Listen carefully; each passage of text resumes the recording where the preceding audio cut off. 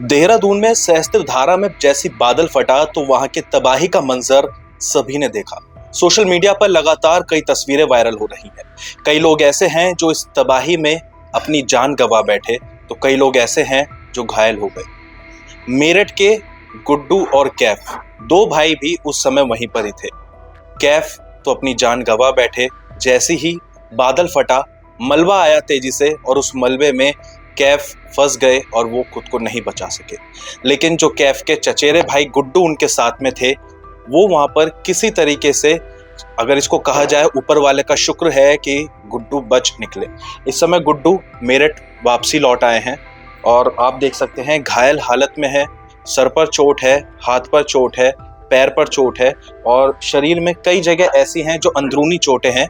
ये तो कुछ चोटें जो पट्टी बंधी हुई हैं वो आपको दिखाई दे रही होंगी, लेकिन कई अंदरूनी चोटें भी गुड्डू के लगी हुई हैं।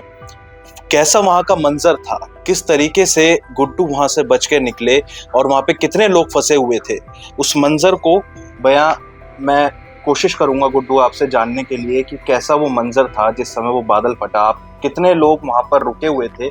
सबसे पहले तो ये बताइए कि किस जगह आप लोग रुके हुए थे?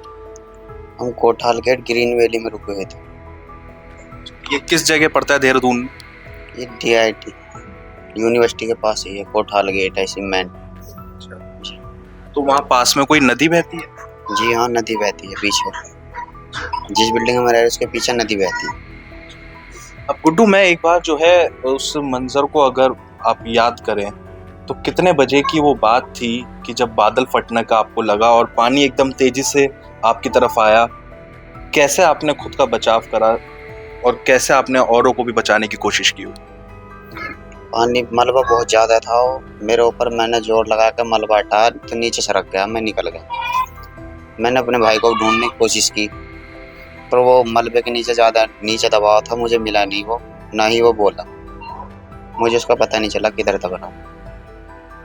जी, सोए हुए थे हम दोनों। जी, जब नीचे गिरे जाकर, जब नीचे दब गए, जब आँख खुली हमारी। ये आप कहाँ रुके हुए थे और किस काम के लिए गए हुए थे? हम वहाँ पे टाइल पत्थर का काम करते हैं, वहीं रूम था, उसमें ही रहते थे। क्या कोई घर था या कोई होटल था? बिल्डिंग थी वो बनी, होटल ही है जी, 5 मंजिला होटल है। कितने दिन के गए हुए थे आप वहाँ? कैफ को करीबन 1 महीना होगा, मुझे 15 दिन हुए थे जी। अब ये किस समय की बात थी जब ये एकदम तेजी से मलबा आना स्टार्ट? ये करीबन 5 साढ़े 5 बजे के करीब की बात है। जब जी हाँ, उस टाइम ही मलबा आया जब हमारी आँख खुली थी।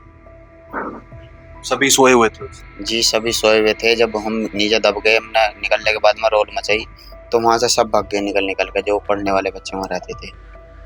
बच्चे पढ़ने वाले भी रहते थे? जी हाँ। कितने लोग होंगे लगभग उस पूरी बिल्डिंग में, अगर अंदाजा लगाया जाए तो? आपने बताया 5 मंजिला थी, हर मंजिल पे लगभग कितने लोग, एक अंदाजा के रूप में आप बता सके? 30 के करीब तो उसमें रहते होंगे, लड़की भी हैं लड़के भी। जी। तो सभी मलबे नहीं, हम 2 भाई थे दबे उसमें। अच्छा, आप 2 दबे? आप सबसे नीचे थे ऊपर वाली मंजिल पे? हम सबसे नीचे वाली मंजिल में थे। अच्छा जी। तो सबसे नीचे वाली मंजिल में मलबा आया, बिल्डिंग सही सलामत खड़ी रही? ये बिल्डिंग सही सलामत खड़ी, पीछे का हिस्सा गिर गया था जिधर हम रहते थे नीचे। तो उस जगह कोई और भी रहता था? जी, कोई और नहीं रहता था, पार्किंग थी, पीछे रूम बना हुआ था उसमें।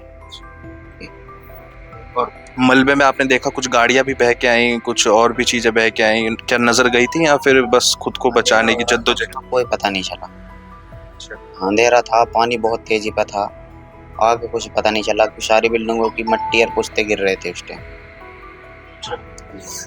अच्छा, जब आप जो है मलबे से किसी तरीके से बाहर निकले तब आपने अपने भाई कैफ को ढूंढने की कोशिश करी, तो किसी से मदद मांगी आपने या फिर खुद ही आप?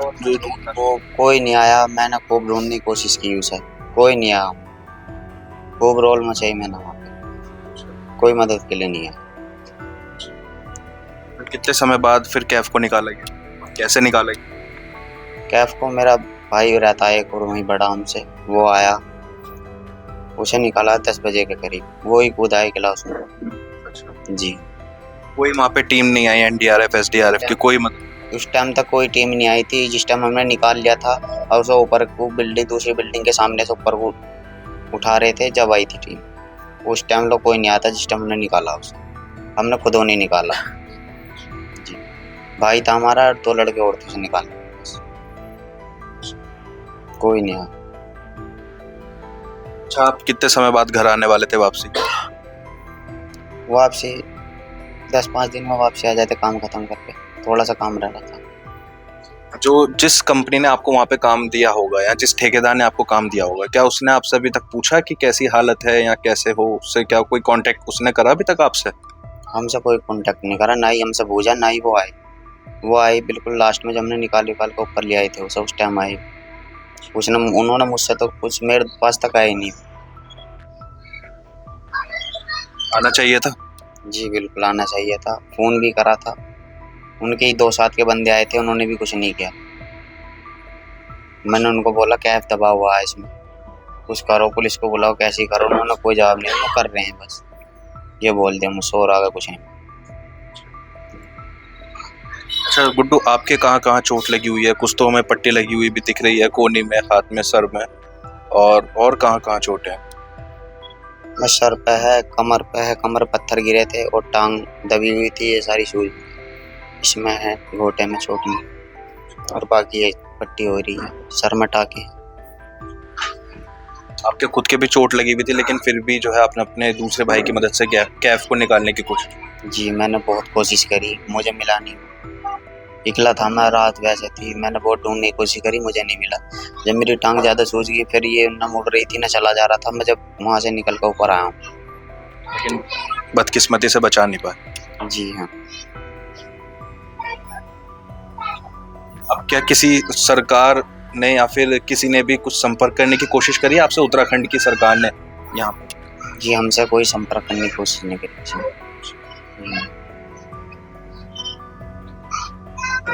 तो देखिए, ये गुड्डू जो कहानी बयां कर रहे हैं, ये वहाँ की, खुद उनकी वहाँ की देखी हुई है, प्रत्यक्षदर्शी हैं।